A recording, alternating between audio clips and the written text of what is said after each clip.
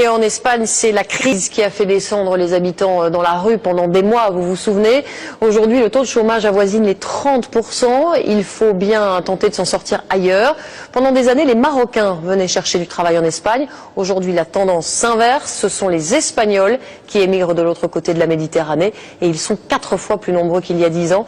C'est le grand format de cette édition. Il est signé Dorothée Oliéric et Jean-François Monnier. On aperçoit les côtes espagnoles à moins de 15 km de Tanger. La péninsule ibérique était un Eldorado pour les Marocains. Aujourd'hui, ce sont les Espagnols qui font la traversée. Chassés par la crise, ils viennent chercher du travail au Maroc. Ils étaient 3000 en 2003. Ils sont plus de 10 000 désormais à résider officiellement au Maroc.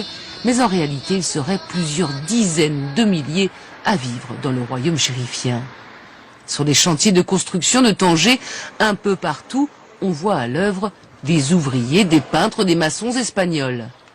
Martine Sierra a laissé en Corogne, femme et enfants, il y a 3 mois, une question de survie. Je suis venu pour trouver du travail. En Espagne, la situation est très mauvaise. Il n'y a rien. Vous auriez pensé venir ici? Jamais. Pour des vacances, oui.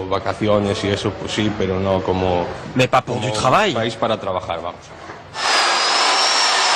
Avant, moi je rêvais d'aller travailler en Espagne. Mais il n'y a plus de boulot là-bas. C'est chacun son tour. Avant la crise, les Espagnols résidant au Maroc étaient essentiellement des enseignants, des diplomates ou des hommes d'affaires. Mais le taux de chômage de près de 30% en Espagne et de 55% chez les jeunes a changé la donne. Massimo, lui, est diplômé d'architecture. Il a trouvé ici un emploi bien rémunéré, mais il constate l'arrivée d'immigrés d'un nouveau genre.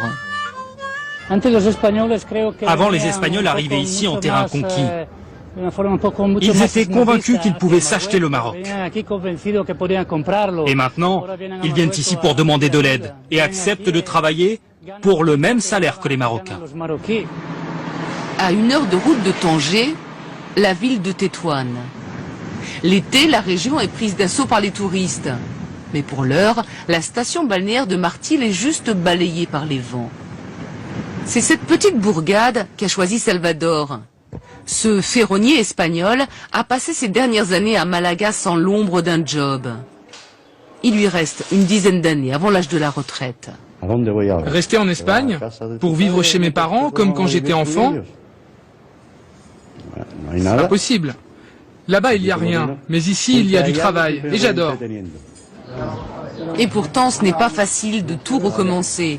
Salvador a certes déjà adopté la djellaba, mais pour communiquer avec les clients marocains, ce n'est pas encore ça.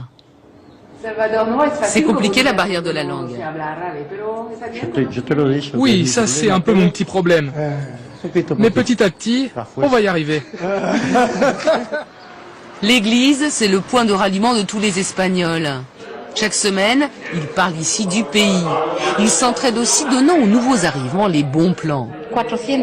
Ici, avec 400 € par mois, location comprise, vous vivez comme un roi, sans vous priver de rien. 1 kilo de tomates, c'est 30 centimes. Un thé, un café, c'est moins de 50 centimes. Paco est le président de l'association catholique. Il s'inquiète du nombre d'Espagnols désormais clandestins au Maroc. Il y en a plein en situation irrégulière. On va voir ce qui va se passer. Mais il pourrait bien y avoir des expulsions de ces Espagnols. Il n'y a pas si longtemps, une telle chose était juste inimaginable. Mais ils sont de plus en plus nombreux, prêts à tout pour s'inventer une nouvelle vie, loin de la crise.